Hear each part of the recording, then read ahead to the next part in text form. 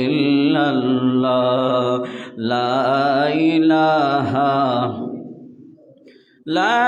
ইলাহা ইল্লাল্লাহ মুহাম্মাদুর রাসূলুল্লাহ সাল্লাল্লাহু তাআলা আলাইহি ওয়াসাল্লাম। أعوذ بالله السميع العليم من الشيطان الرجيم ببركة وبعزمة بسم الله الرحمن الرحيم.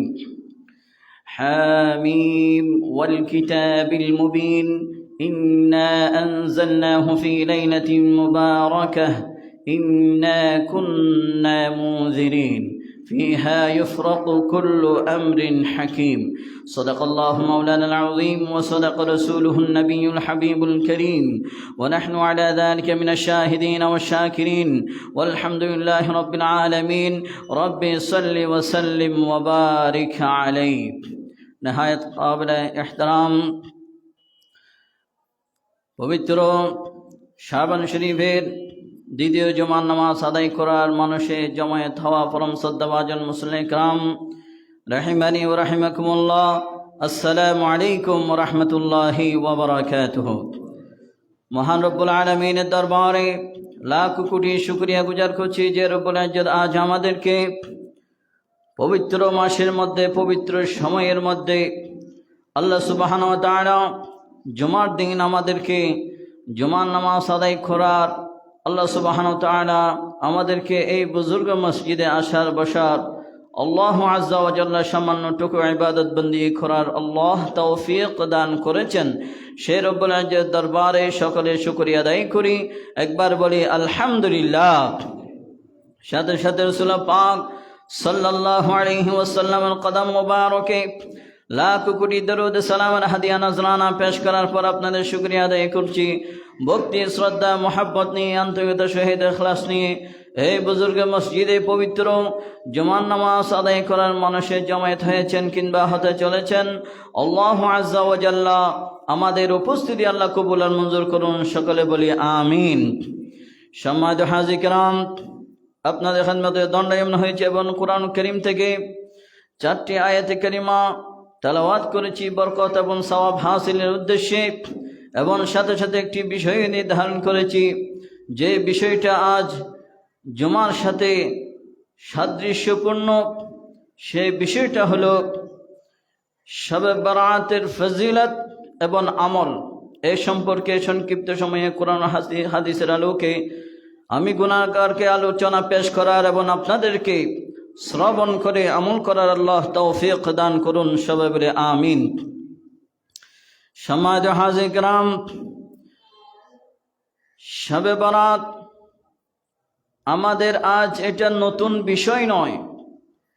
আমরা জানি রাসূল পাক সাল্লাল্লাহু আলাইহি ওয়াসাল্লাম থেকে শুরু করে আজ পর্যন্ত নবী রাসূলগণ, শুহাদায়ে কিরামগণ, সিদ্দিকগণ, সালেহিনগণ এবং সাহাবায়ে কিরামগণ এবং উলামায়ে কিরামগণ এবং পরহেজগার যারা রয়েছে, যারা ছিল, যারা আছে, প্রত্যেকেই এই শবে বরাত পালন করেছিলেন। ঠিক না বেঠিক?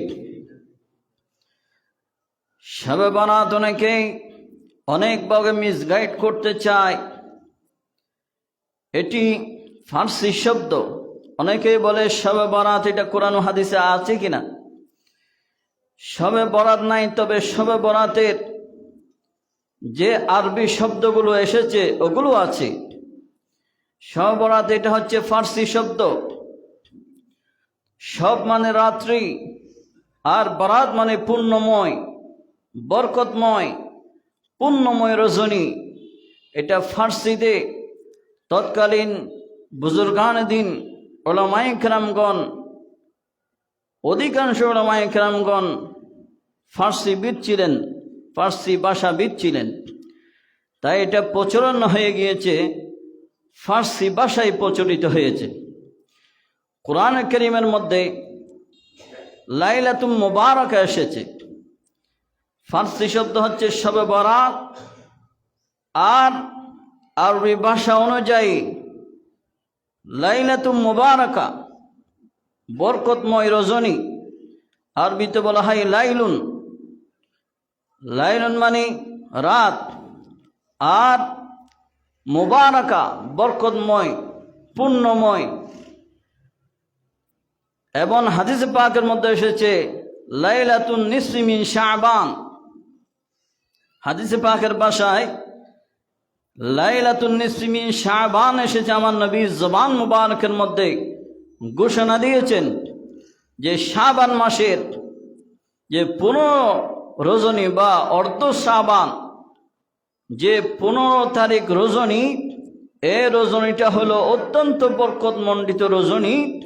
এবং এই রজনীতে বান্দার আমল নামা আল্লাহর দরবারে ওঠানো হয়, আল্লাহর দরবারে প্রেজেন্ট করা হয়।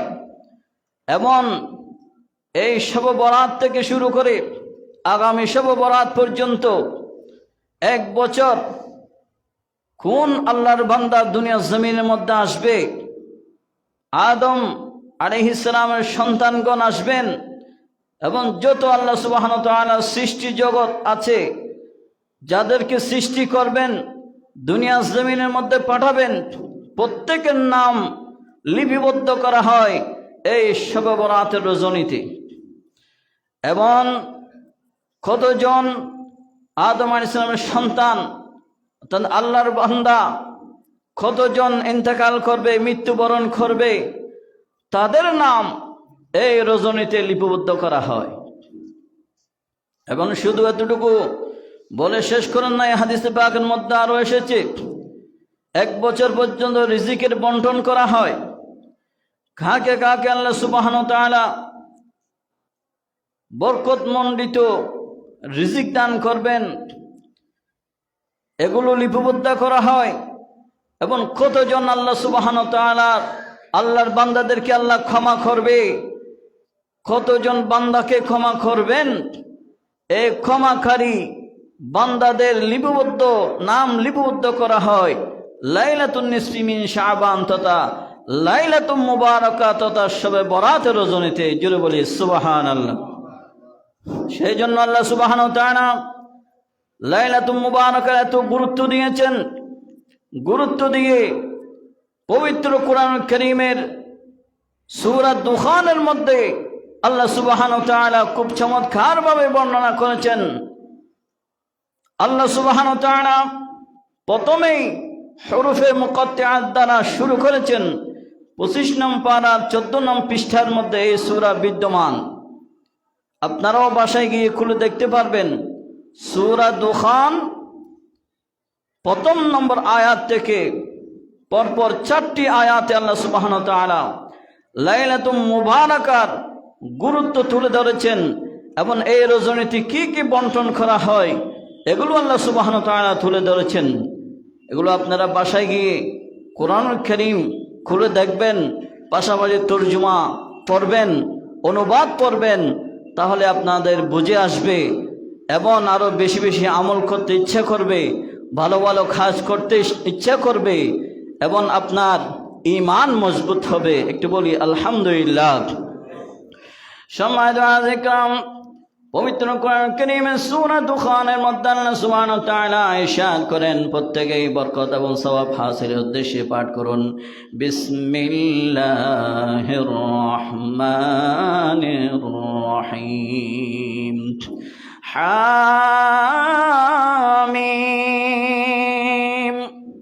ওয়াল কিতাবিল মুবিন।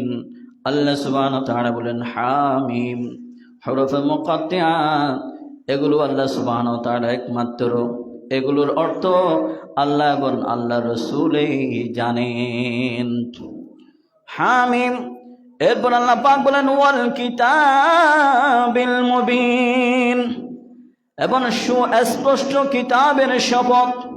আল্লাহ সুবহানাহু ওয়া তাআলা কোরআন কারীমের শপথ করে বলেছেন, মুবিন বলতে সুস্পষ্ট, ওয়াল কিতাবিল মুবিন, কিতাবের সুস্পষ্ট কিতাবের শপথ করে আল্লাহ পাক বলেন। এরপরে সূরা দুখানের 3 নম্বর আয়াতের মধ্যে আল্লাহ সুবহানাহু ওয়া তাআলা বলেন ইন্না আনজালনাহু ফি লাইলাতিন মুবারাকাহ, নিশ্চয় আমি আল্লাহ সুবহানাহু ওয়া তাআলা এমন রজনী নির্দিষ্ট করে দিলাম যে রজনীতে আল্লাহ সুবহানাহু ওয়া তাআলা বলেন পুণ্যময় রজনী, যেটাকে লাইলাতুল মুবারাকা বলা হয়েছে।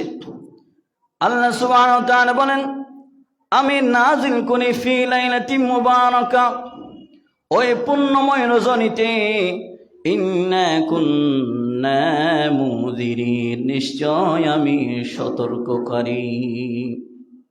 আল্লাহ সুবহানাহু ওয়া তাআলা বলেন তাহলে এই লাইলাতুল মুবারাকার মধ্যে কি নাজিল করেছেন? সেটি নাজিল করেছেন কোনটি? কিতাব নাজিল করেছেন। আল্লাহ সুবহানাহু ওয়া তাআলা কুরআনুল কারীম নাজিল করেছেন ফি লাইলাতিন মুবারাকা, বরকতময় রজনীতে।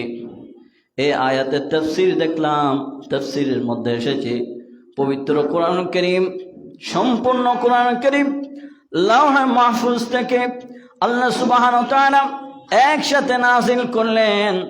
দুনিয়ার আসমানের দিকে, প্রথম আসমানের দিকে আল্লাহ সুবহানাহু ওয়া তাআলা পবিত্র কুরআনুল কারীম সম্পূর্ণ নাজিল করেছেন, দুনিয়ার মধ্যে নয়, প্রথম আসমানে। তাহলে সেই রজনীটা হলো লাইলাতুল মুবারাকা। এবং এরপরে এটা বলে আল্লাহ পাক বলেন আমি সতর্ক করেছি, সতর্ককারী। এরপরে আল্লাহ সুবহানাহু ওয়া তাআলা বলেন ফিহা ইউফরাকু কুল্লু আমরিন হাকীম। বলেন আল্লাহু আকবার।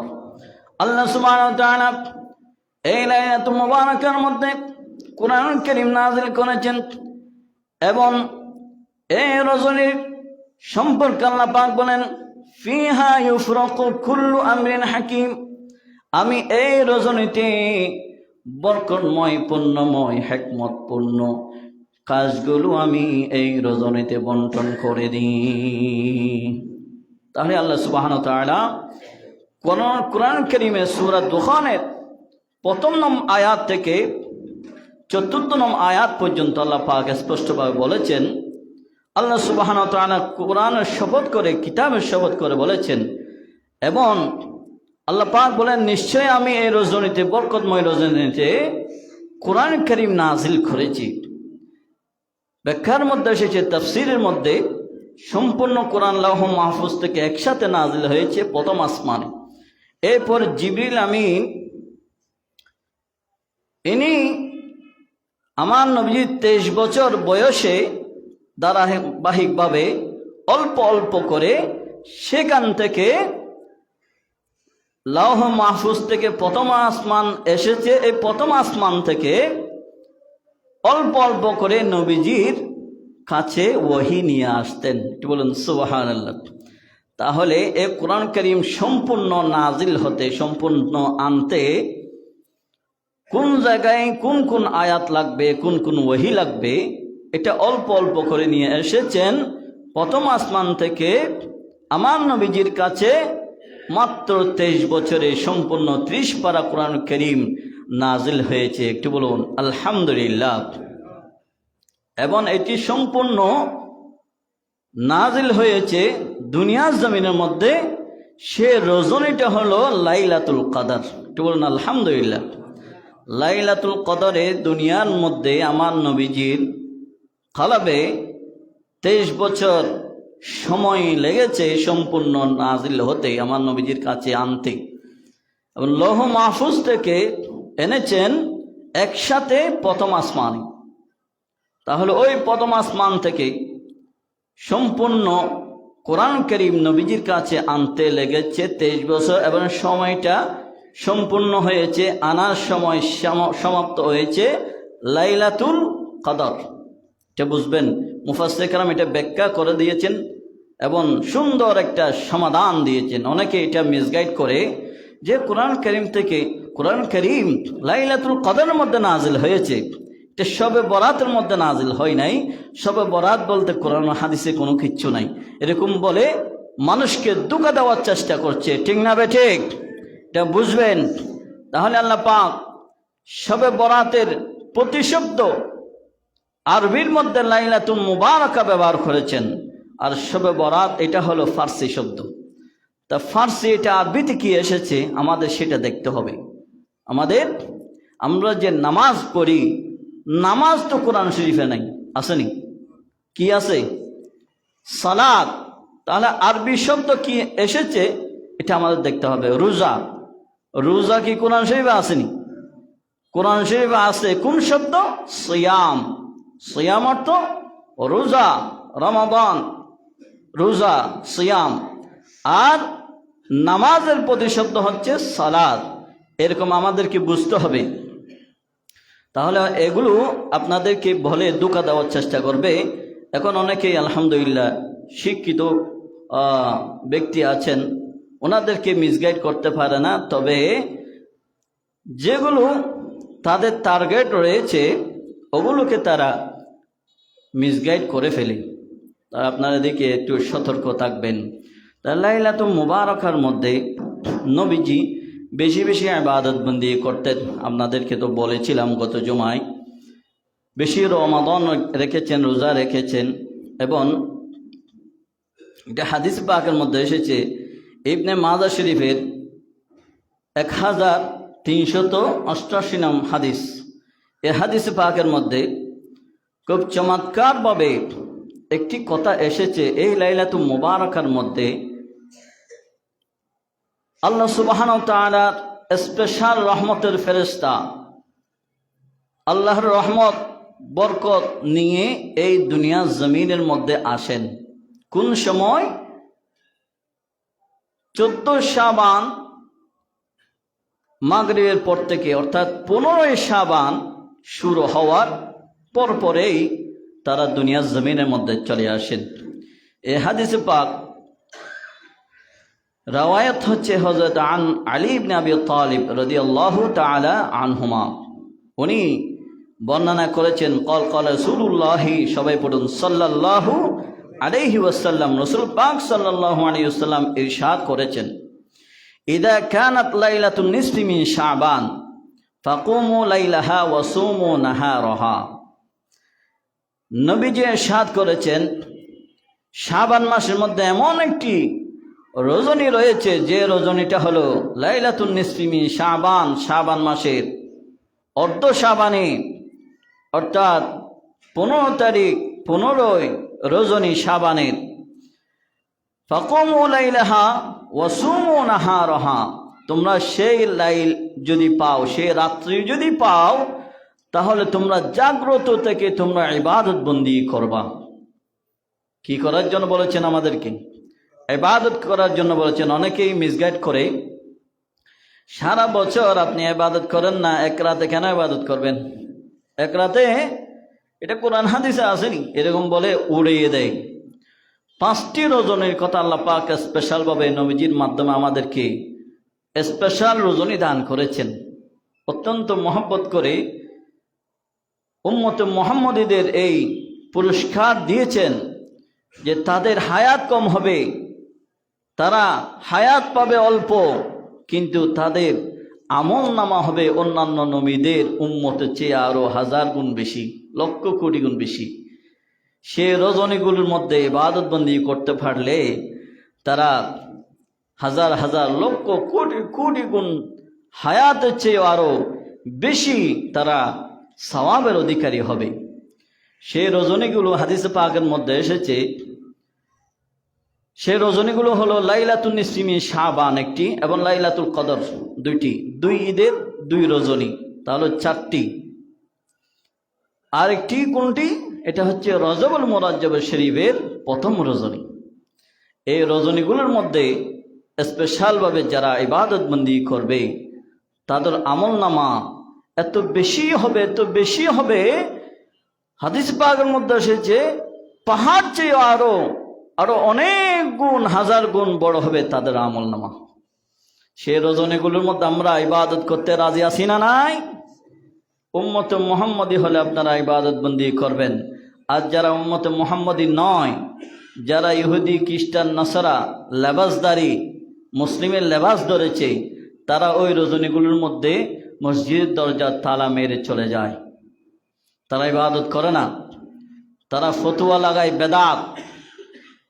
প্রত্যেকের দাঁত হচ্ছে 32টা, তাদের কাছে 33টা রয়েছে, একটি দাঁত হলো বেদাত। তাহলে যারা কথায় কথায় বেদাত বলে, নিঃসন্দেহে তাদের ইমানের মধ্যে বেজার আছে, এটা খেয়াল রাখবেন। তাহলে আল্লাহ নবী বলেন ফাকুমু লাইলাহা ওয়াসুমু নাহারাহা, তোমরা রাত্রিবেলা ইবাদত বন্দি করবা এবং পরের দিন তোমরা রোজা রাখবা। এরপর আল্লাহ নবী ইরশাদ করেন ফাইন্নাল্লাহা ইয়ানজিলু ফিহা লিগুরুবিশ শামসি ইলা সামাইদ দুনিয়া। আল্লাহ নবী ইরশাদ করেন ওই ফায়াকুলুল্লাহু ইয়ানজিলু ফাইন্নাল্লাহা ইয়ানজিলু ফিহা লিগুরুবিশ শামস, আল্লাহ সুবহানাহু ওয়া তাআলার পক্ষ থেকে নাজিল হয় দুনিয়ার জমিনের মধ্যে। আল্লাহ সুবহানাহু ওয়া তাআলা স্পেশাল ফেরেশতাগণ এই দুনিয়ার জমিনের মধ্যে নাজিল হয় কোন সময়? লিগুরুবিশ শামস ইলা সামাইদ দুনিয়া, আসমান থেকে তারা চলে আসেন কোন সময়? লিগুরুবিশ শামসি, সূর্য অস্তমিত যাওয়ার পরপর আসমান থেকে তারা চলে আসেন দুনিয়ার জমিনের মধ্যে। ওই নিসফিমিন শাবান, শাবান মাসের অর্ধ শাবান মাসের মধ্যে চলে আসেন, তথা শাবান মাসের 15 তারিখ রজনী শুরু হওয়ার সাথে সাথে আসমান থেকে রহমত নিয়ে বরকত নিয়ে স্পেশাল ফেরেশতা আল্লাহর পক্ষ থেকে নাজিল হয়ে যায়। এরপরে আমার নবী আরো ইরশাদ করেন তারা দুনিয়ার মধ্যে সে কি কি করেন? ফায়াকুলু আলা মিন মুস্তাগফিরিন লি ফাগফির লাহু, তারা আহ্বান করতে থাকে, ও আল্লাহর বান্দা, কে আছো গুনাহ করেছো, অপরাধ করেছো, তোমরা কে আছো আল্লাহর দরবারে ক্ষমা চাওয়ার? কে আছো? আমরা তোমাদেরকে ক্ষমা করে দিব। এখানে এক রাওয়ায়াতের মধ্যে এসেছে আমি তোমাদেরকে ক্ষমা করে দেব। এরপরে আবারও আহ্বান করবেন, আলা মুস্তারজিকুন ফারজুকাহু, কে আছো রিজিক অন্বেষণকারী, রিজিক তালাশকারী কে আছো? যে ব্যক্তি ওই রজনীতে রিজিক তালাশ করবে আল্লাহ সুবহানাহু ওয়া তাআলার পক্ষ থেকে অফুরন্ত আল্লাহর রহমতের রিজিক তাদেরকে দান করা হবে। তারা বলেন কে আছো রিজিক অন্বেষণকারী? আমি তোমাদেরকে রিজিক দান করব। কার পক্ষ থেকে? আল্লাহর পক্ষ থেকে। এরপরে তারা আরো আহ্বান করবে, আলা মুবতালা ফাউআফিয়াহু আলা কাযা আলা কাযা, তারা বলবে ও বিপদগ্রস্ত কে আছো, বিপদে পড়েছো কে আছো, বিপদ থেকে রক্ষা পাওয়ার জন্য কে আছো, মুসিবতের মধ্যে পড়েছো কে আছো? আল্লাহর কাছে সে মুসিবত থেকে উদ্ধার হওয়ার জন্য প্রার্থনা করো, আমি তোমাদের মুসিবত দূর করব, বিপদ দূর করে দিব। এভাবে তারা একের পর এক ওই আল্লাহর বান্দাদেরকে আহ্বান করতে থাকবে। কতক্ষণ পর্যন্ত তারা আহ্বান করবে? হাত্তা ইয়াতলুআল ফজর, তারা ততক্ষণ পর্যন্ত আহ্বান করতে থাকবে সুবহ সাদেক পর্যন্ত, তারা অর্থাৎ ফজরের আগ পর্যন্ত তারা সম্পূর্ণ রজনীর মধ্যে তারা আহ্বান করতে থাকবে। কে আছো আল্লাহর কাছে ক্ষমা প্রার্থনা করার? কে আছো রিজিক অন্বেষণ করার? কে আছো বিপদ থেকে রক্ষা পাওয়ার জন্য? কে আছো? এভাবে তারা আহ্বান করতে থাকবে। তারা বলবে আল্লাহর পক্ষ থেকে আমরা বরকত এবং রহমত নিয়ে নাজিল হয়েছি, আমরা তোমাদের সকল মুসিবত দূর করে দিব, তোমাদের রিজিক বৃদ্ধি করে দিব, তোমাদের গুনাহগুলো ক্ষমা করে দিব। জোরে বলুন আল্লাহু আকবার। তাহলে রিজিক বৃদ্ধি করবেন কে? আল্লাহ। ফেরেশতারা করতে পারবে? ফেরেশতারা করতে পারবে কার অর্ডারে? আল্লাহর আদেশে। আল্লাহ তাদেরকে এমন পাওয়ার দিবেন তারা রিজিক বৃদ্ধি করে দিবে। কার পক্ষ থেকে? আল্লাহর পক্ষ থেকে। আল্লাহ সে ক্ষমতা তাদেরকে দান করবেন। আল্লাহ তাদেরকে এমন ক্ষমতা দিবেন, ক্ষমা করার মালিক কে? আল্লাহ। কিন্তু তাদেরকে এমন পাওয়ার দিয়ে দিবেন যারা যারা ক্ষমা প্রার্থনা করবে তোমরা তাদেরকে ক্ষমা করে দিবা। আল্লাহ এই পাওয়ারটা দিয়ে দিবেন। দেখুন না, আমাদের দুনিয়াবি একটা খেয়াল করলে তো বোঝা যায় যে মন্ত্রী সাহেব, প্রেসিডেন্ট যাকে ক্ষমা করে দেয় বা মন্ত্রীকে দায়িত্ব দিয়ে দেয়, তুমি যাকে মন চায় তার দুঃখ দুর্দশা লাভ করবে, দূর করে দিবা। আর প্রেসিডেন্ট লাগেনি, মন্ত্রী কি করে দেয়, তার দুর্দশা বা কোনো একজন গরিব মানুষ, অসহায় মানুষ, তার ঘরের প্রয়োজন, ওই মন্ত্রী সাহেব এসে এটা ঘর নির্মাণ করে দিলেন। আছে না নাই? কোনো একটা গ্রামের মধ্যে, অজগরা পাড়ার মধ্যে রাস্তা নেই, আপনি গিয়েছেন সরকারি তহবিল থেকে, ওই যিনি প্রতিনিধি আছেন ওই প্রতিনিধি কী করে দিলেন, রাস্তাটা নির্মাণ করে দিলেন। মানুষরা বললেন, কে এই রাস্তাটা নির্মাণ করলেন? ওই অমুক মন্ত্রী সাহেব রাস্তাটা বানিয়ে দিলেন। কিন্তু মন্ত্রীর পকেট থেকেই বানিয়ে দিয়েছে? বানাই দেয় নাই, রাষ্ট্রীয় কোষাগার থেকে বানিয়ে দিয়েছে। ঠিক তদরূপ এটা তো আল্লাহ সুবহানাহু ওয়া তাআলা ফেরেশতাদের মেসাল হয় না, আরও অনেক অনেক ঊর্ধ্বে আল্লাহ পাক এমন তাদেরকে পাওয়ার দিবেন। এই শাবান মাসের রজনীতে তারা কি করবেন, আল্লাহ সুবহানাহু ওয়া তাআলা আল্লাহ যত গুনাহগার বান্দা আছে এই গুনাহগার বান্দাগুলোর গুনাহগুলো ক্ষমা করে দিবেন। কিন্তু হাদিসে পাকের মধ্যে 10 প্রকার মানুষের গুনাহ, 10 প্রকার মানুষের গুনাহ ক্ষমা করবেন না, 10 প্রকার মানুষকে আল্লাহ পাক ক্ষমা করবে না এই রজনীতে। তারা খুব হতভাগা ব্যক্তি। এই 10 প্রকারের মধ্যে একটি হাদিসের পাকের মধ্যে এসেছে 2 প্রকার, আর একটি হাদিসের পাকের মধ্যে এসেছে 9 প্রকার। 9 প্রকারের মধ্যে 1 প্রকার এই হাদিস পাকের মধ্যে চলে এসেছে। তাহলে একটি কথা 2 হাদিসের পাকের মধ্যে 2 বার এসেছে।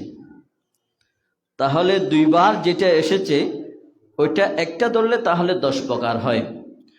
হাদিস পাকের মধ্যে এক কথা এসেছে, ক্বালা ইন্নাল্লাহা লা ইয়াতলিউ ফি লাইলাতিন নিসফি মিন শাবান, শাবান মাসের অর্ধ রজনীতে ফায়াগফিরু লিজামিই খালকিহি, আল্লাহ সুবহানাহু ওয়া তাআলা সকল মানুষকে, আল্লাহ সুবহানাহু সকল বান্দাদেরকে আল্লাহ ক্ষমা করে দিবেন। মুসলমান বান্দা, ইমানদার বান্দাদেরকে, আবার ইহুদি খ্রিস্টান নাসারা ওগুলো নয়। এখানে এরপরে বলেছেন ইল্লা লিমুশরিকিন আও মুশাহিনিন, ইল্লা লিমুশরিকিন আও মুশাহিনিন, মুশরিক এবং বিদ্বেষ পোষণকারী ব্যতীত। হিংসুক, বিদ্বেষ পোষণকারী এবং মুশরিক কাফেরগণ ব্যতীত আল্লাহ সুবহানাহু ওয়া তাআলা সকল বান্দাদেরকে আল্লাহ ক্ষমা করে দিবেন। একটু বলুন আমিন।